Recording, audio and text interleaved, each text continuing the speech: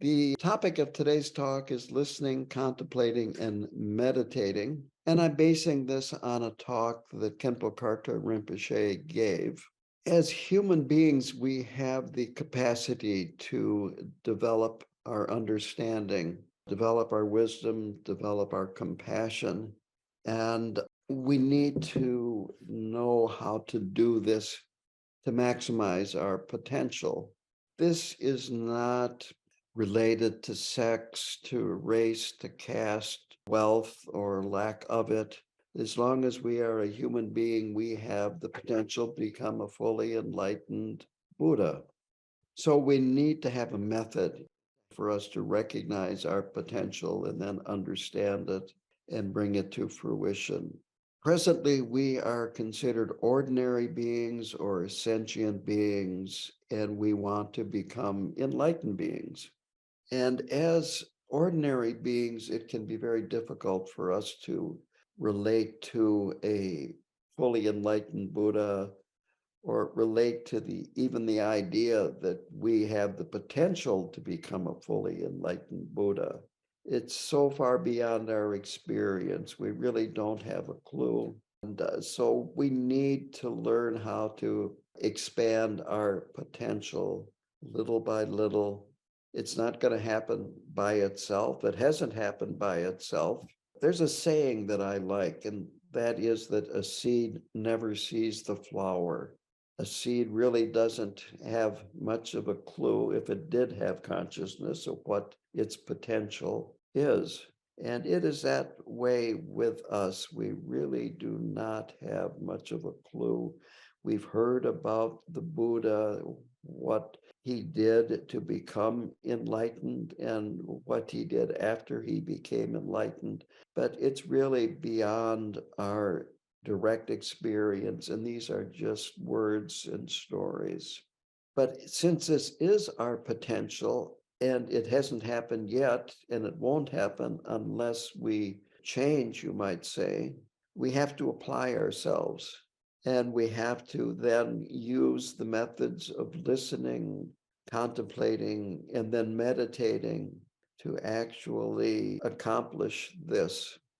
Here is a quote by Rinpoche. Therefore, no matter what teachings we hear, it is essential for each of us to try to actually practice these teachings and apply them to our lives in a practical way.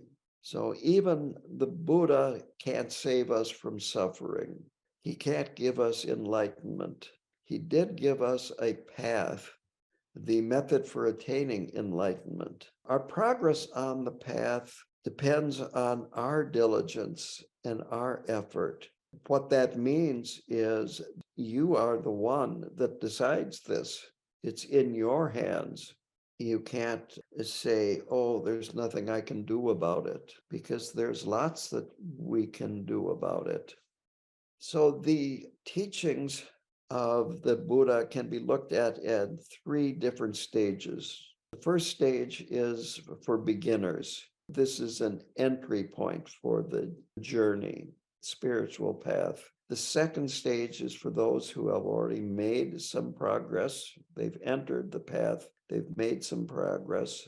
And the third stage is for those who are quite advanced. There is a particular approach or method that goes along with each stages on the path. And it's important to keep this in mind, that what is appropriate for beginners will not be appropriate for a person that has been on the path for a while. The analogy is human life, that we start out as a child, we grow up and mature and become an adult, and then perhaps we have the opportunity to become a wise, mature adult. There are some people who lack confidence in their abilities. They feel like they should remain at the beginning level of practice all their lives. And so this is a mistake. Another mistake is that there are people who think that they should start out right from the beginning practicing at the highest level. So we need to have a good idea of where we are on the path so that we can know which practices for us to do. It also is important to have a connection with a lama so that the lama can help give you some guidance in terms of what practices to do and how to do them properly and so forth.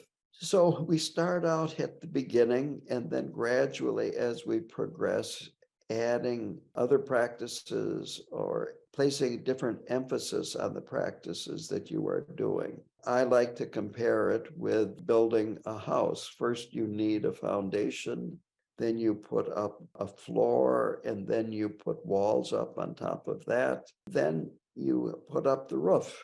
Starting with the roof first doesn't work very well. So the way we approach the teachings is first by listening to them. And I am going to add to listening, to use modern terminology, any kind of input that goes into our mind. It could be watching a video on YouTube, it could be listening to an audio teaching, whatever means that we use to enter new information into our minds. That is what's considered listening. Traditionally, the teachings would be given orally, and that's why they use the term listening. Then contemplating is next, and then meditating. Getting back to the listening, it's important to include in listening that you're listening to a qualified teacher or reading a book or watching a video from a qualified teacher. There's a lot out in the world today that maybe could be quite confusing if you read it because the teacher is not really fully qualified, or it can even be that the teacher is quite qualified, but they're coming from a different tradition, and it can cause confusion, especially with people that are beginners. So we don't need to know everything. We don't want to read every book out there about Buddhism. What's important is to understand the books that you do read and understand the teachings that you do receive. So Rinpoche uses the example, he says this is traditional, that it's like taking medicine from a trusted doctor. If you're sick and you go to the doctor, he gives you medicine and you take it. You don't have to learn all about the medicine before taking it and using it as a treatment. Again, this goes back to going to a trusted doctor. So listening openly to the teachings that are given is the first step. This does not mean accepting the teachings with blind faith. In Buddhism, even the Buddha himself said that it is good to, when you receive a teaching, to chew on it, to examine it very carefully. And this continues to the present time, that when we hear a teaching, to then do the contemplation, examine it from different points of view. Does it fit with your own experience? Can I accept this? We also have to have openness to the teachings. It's very easy to listen to the teachings and be resistant to the teachings. Using modern terms, dodge the bullet. Examine the teachings closely, and you find a case where it seems to contradict the teachings. And then you say, because it's contradicted in this case, the teaching is totally wrong. So we need to have openness, diligence, if we are going to absorb the teachings that are presented. So this is what is meant by listening. Another simple term would be deep listening. In Buddhism, there is an example of how to absorb the teachings, and it's described as 4 types of cups. The first cup is upside down, you can't pour anything in it. So that's the first one. And this is when you come with the idea that I know it all already. For whatever reason, you're not interested in really learning something. Maybe what you're interested in is finding something that you can bolster your convictions already.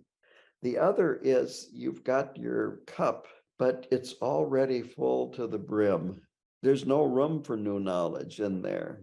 I said with the other one, you know it already. Well, that's really more appropriate to this approach. The other one is, I'm just plain not interested. And you're probably not even going to show up for the teaching. Here, you're showing up, but you know it already, and there's no room for new knowledge because you already know everything. The third is the cup is mostly empty, but there's some poison in it. And so whatever knowledge that is poured into the cup, it's going to be tainted with poison, can be wrong view, that poison, looking at the teaching to justify behavior that is not permissible in Buddhism. It could be killing. It could be almost anything that a person could think of. There is, I think he's still alive, a very important monk in Myanmar that has called himself the Buddhist Osama bin Laden. Well, that's a cup that's full of poison. The last one is the one that you want to be, and that is an empty cup where there's plenty of room to pour the teachings into. Trungpa Rinpoche talked about this as being an inappropriate approach for your relationship with the teacher. And he called it stalking the guru. This is a type of having poison in the cup. And so you figure you know a lot, but you need one bit of information and empowerment, maybe a validation. That was the word I was looking for, validation. And so you go to a guru to get that. And then when you get it, you leave the guru. You don't really have a relationship there. So it's like stalking an animal, and then after you kill the animal, getting what you need and leaving. So these are approaches to avoid with listening and approaches to engage in with listening. Having an open mind, examining, avoiding blind faith, examining the teacher that you're receiving the teachings from, keeping your eyes open and having common sense. Now, we are fortunate in that we have had Khenpo Karthar Rinpoche as our teacher, and he has been recognized by both the 16th Karmapa and the 17th Karmapa as being an excellent teacher, recognized by other lineage holders as being excellent teachers. And he has proved over the years to all of us what a high quality knowledge of the teachings, what a great scholar he is, and what a great yogi he is. And his compassion and kindness are really, from my experience, limitless. Now, contemplation is the second aspect here. This means thinking over in a very focused manner what you've heard, pondering it, considering if it's true. Is it useful? Is it valid? And then you come back later and you take another look from a different angle and come back later and another look. This is a very personal process. We try to keep the teaching fresh in our memory. After you receive a teaching, it's excellent if for the next week or two you think about what you have heard, ponder it, examine it, and so forth. Then you take what you have heard into your experience. It's not a bit of knowledge at this point anymore. It's not just something that you can bring up in a conversation, but you don't really integrate it into your life, your behavior, into your mind. Then the next step is recollection of the vital points. This is very important, having good recall of the important points of the teaching. And this comes from doing the previous steps here of examining, bringing it up over and over and over again, familiarizing yourself with it, taking it into your experience. And this will then prepare us for the next stage, which is meditation practice. We want to avoid superficial contemplation. Rinpoche said, quote, "We should not let ourselves forget the teachings because we did not reflect upon them after we heard them." I already covered the next point here, but I'll just review it a little bit. And that is, think about the lineage, the sources of the teachings. Where did they come from? What is the possible result of putting these teachings into practice that you've heard? This kind of investigation will help us understand the validity and give us context for the importance of these teachings. And the way we travel the path, this is again repeating what I said earlier, is our diligence, our confidence, our trust. This is what produces results. And the confidence and trust can be both in our own Buddha nature, our own ability to travel the path, and that of confidence and trust in the teachings and the lamas and the path. Confidence develops slowly. We need to know what we're getting into when we start. We really don't have too much of an idea of what we're getting into. But as we do more listening, contemplating, and meditating, we get a clearer idea of the path, what we're getting into, the commitments, what's necessary in terms of confidence and trust, and so forth. We start bringing our own experiences that we've had through contemplation into play, and this develops, again, self-confidence, it develops trust. Rinpoche brought up the Tibetan tradition of debate in the monastic community. Some of you have probably seen at least videos of these, where you have a monk that is sitting. There is an examiner that's asking questions of the monk, and the examiner is trying to get the monk being examined to make mistakes, logical mistakes. It's quite interesting. I've seen these in person. So it's a contest of sorts, but it has a very good purpose, and that is that this causes the person being examined to really understand the teachings, the fine points of the teachings. And it also means that the monk that's doing the examination, that's asking the questions, it is required that he knows these teachings very, very well. Otherwise, the person that he is examining will very quickly make him look like he's not so bright.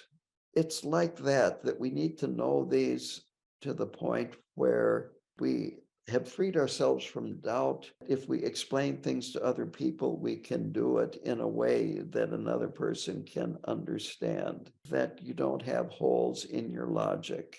Question and answer sessions after a teaching can work a bit like that too, where you have, you might say, holes in your understanding of the teaching. And this gives you an opportunity to ask a question and deepen your understanding. I was once present at a teaching when the Q&A came up, and a person said, "I don't know how to ask a question. I'm afraid to ask a question." And Rinpoche's answer was, "There's no such thing as a bad question." He said, "If you have a question, there is certainly somebody else present that has the same question, but they're afraid to ask." So he always encouraged questions. And having a discussion also can serve this same purpose. So it's important to do a close examination, and contemplation is best done alone. And it can be done at any time. It doesn't have to be done sitting on a cushion. It can be done sitting in a chair. It could be done standing up. Whatever time suddenly a particular point comes to your mind, and think about it. When you're driving, keep your mind focused on the driving. But when you quit driving, if something came up while you were driving, that it would be fine to then contemplate it a little bit, think about it. The third stage is meditating. Meditation begins with shamatha meditation, just simply following the breath, which we teach here. we're putting what we have actually heard and contemplated into actual practice. Without practice, the listening and contemplation really will not be much benefit. Here is what Rinpoche had to say. It is like learning to cook. A great chef may teach us what food to cook, how to prepare it, and even describes the taste of the food. However, if we never actually cook the food and eat it, we will still be hungry. So meditation is an essential part. It's like actually cooking the food and eating it. So the Lama's teachings will not be beneficial if we don't apply them. What we read in the book will not be beneficial if we do not apply them. Rinpoche describes it as the way meditation practice functions is it is to experience and to enjoy the understanding, the wisdom, and the compassion that can grow within ourselves. We're not meditating specifically to focus on any of these, but by meditation, this brings these qualities out. Here are some mistakes about meditation that we can make. First is that some people think that meditation is only for beginners, and it's not necessary once you are a more advanced practitioner. In fact, it's an essential part of the spiritual journey, and it is necessary for both beginners and advanced practitioners. The second is you must go to an isolated place to meditate, whether it be a cave, a retreat center that Rinpoche mentions abstaining from eating or practice other austerities. I think this type of thinking was more popular in the 70s, 80s, maybe 90s. I haven't run into people recently that had that mistake. To meditate, it doesn't mean giving up everything. We can have a family life, we can have a home, we can have money, and we can meditate. All you have to do is have a mind and a body, and then the desire, and receive the teachings on how to do it, instructions on how to meditate. Another mistaken idea about meditation is that we're trying to stop the thoughts. We're trying to empty our mind. It's the thoughts that are the problem. And if I just don't have the thoughts, I'm meditating. And if I do have thoughts, I'm not meditating. But this is what our minds do, is produce thoughts. So meditation is actually working with the thoughts rather than trying to stop them or change them or manipulate them in any way. Another mistake is what I call being spaced out. Sometimes people, and I'm just going to visually show you what spaced out is, where you're not experiencing anything. You're not aware of thoughts. You're not aware of much of anything. You're just spaced out. And well, that isn't meditating either. Another is being blissed out, where you are meditating and you're just having a great time and you're smiling and you're not aware of any thoughts either. You're just, I saw a poster, it's not a poster, a billboard quite a few years ago on an interstate highway, and it had, of course, a picture of a young woman in yoga tights sitting in meditation posture with her hands like this. And the caption on this billboard was, "Find your happy place at the da-da-da mall." Yeah, well, that's not how we meditate. But I have seen people that sit on the cushions in the shrine room that have a smile on their face most of the time when they're meditating.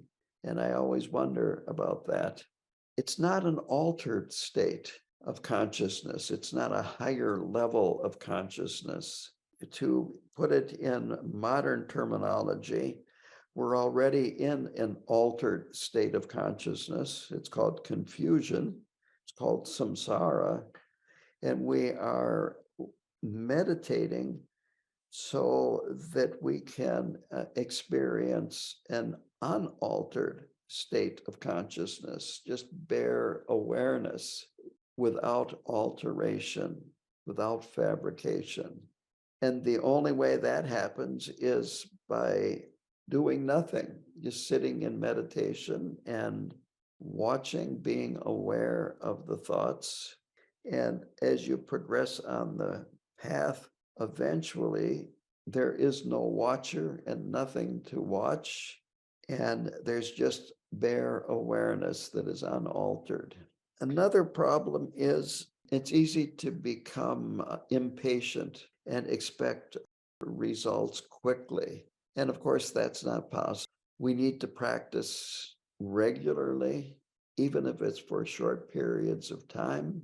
And by doing that gradually, we do progress from beginner to this intermediate stage to the advanced stage. Rinpoche used one example, but I think us in the West are familiar with the story. Comes back from the Greek fables of the hare and the tortoise. The hare, of course, is in a hurry, can run much faster than a tortoise, but the tortoise keeps on walking little by little.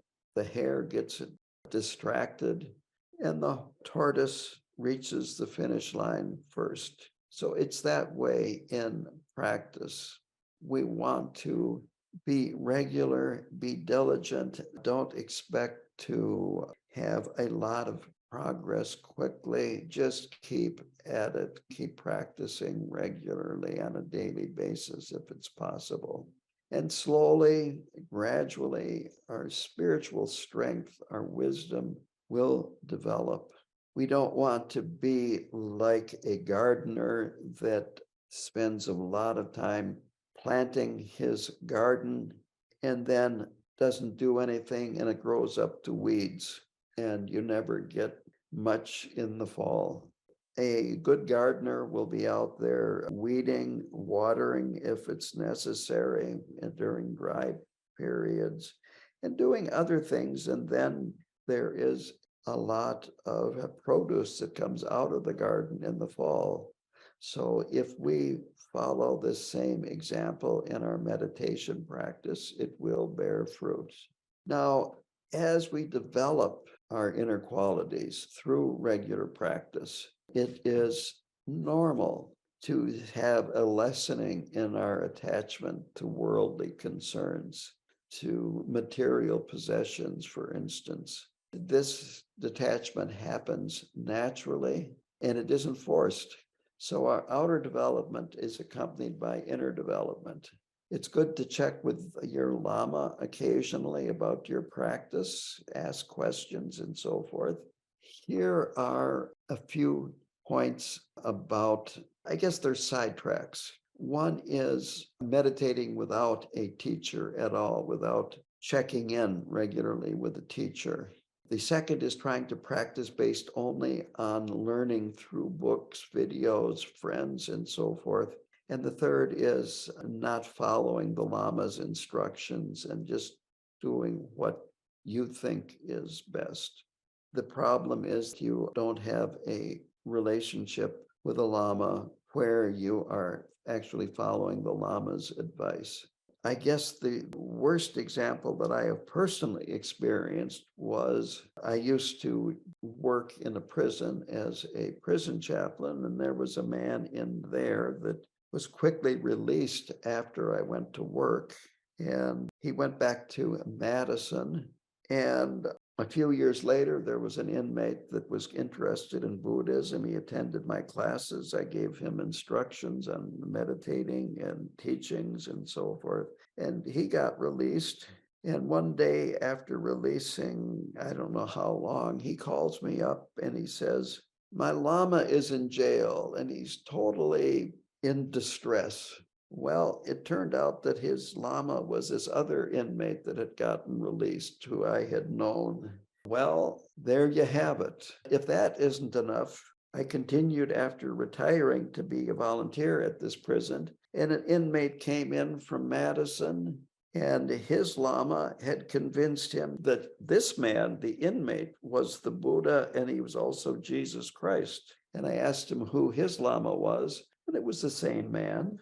He got sent to a Wisconsin resource center, which is where you send the mentally ill inmate. This is an extreme situation, but we really have to be careful when you come in contact with other people that are interested in Buddhism. It's good to have an in-person teacher. So a book will not tell you if you've missed something or if you've added something. It's like a guide when you travel. You can have a book, a travel book, when you go to a foreign country, but it's even better if you have somebody there to meet you or who's traveling with you that has been there before and even lived there, because they just know so much more. So connecting with an experienced teacher is important for this reason. Another misconception is being a meditator, being a good Buddhist is in conflict with worldly activities, such as being successful. Actually, meditation can help us as we go through our daily worldly lives. Meditation can help us relax, experience peace of mind. A joyful mind can arise. When others experience our peaceful qualities, they will want to be in our presence. They will feel comfortable in our presence. Our work becomes easier, less stressful, even enjoyable. Meditation helps us to be more successful in our worldly activities as well as our spiritual ones. If we have inner peace, we're able to deal with others with less frustration, less aggression, and able to have a positive state of mind. Life goes better with mindfulness and awareness. I have had programs here as well as in prison where we eat mindfully. I give very simple instructions. I just say we're going to eat in silence. And when you hear me hit the singing bowl, stop eating and just listen to the sound until you can't hear it anymore, and then return to eating. And afterwards, I like to have a discussion while we're still sitting at the table, and people will say, the food was excellent, or I've got to get that recipe for the broccoli dish. I've even had in prison, an inmate once said, this is the best prison meal I ever ate. I promise you, they do not serve gourmet food in the prison. The point is that by eating mindfully, you actually taste the food. The lesson is that with mindfulness and awareness, life tastes better, whether it be your spiritual life or your mundane life. So regular meditation practice brings learning how to maintain peace of mind. We're better able to deal with the difficult parts of life. We develop wisdom, mental clarity. Our heart starts to open up, and people will respect you. Practicing kindness and compassion will bring happiness not only to you, but to other people, those around you. We're better able to work with problems, better able to help others. Mental peacefulness helps you do everything better. That's a quote from Khenpo Karthar Rinpoche. The final point is that we have Buddha nature. We have this profound potential within ourselves. And if we keep practicing, we will definitely progress. These development of our qualities will not happen overnight. Look at it as that we start off as kind of like kids, and then as we develop, we become more like adults, and as we practice, we eventually become very wise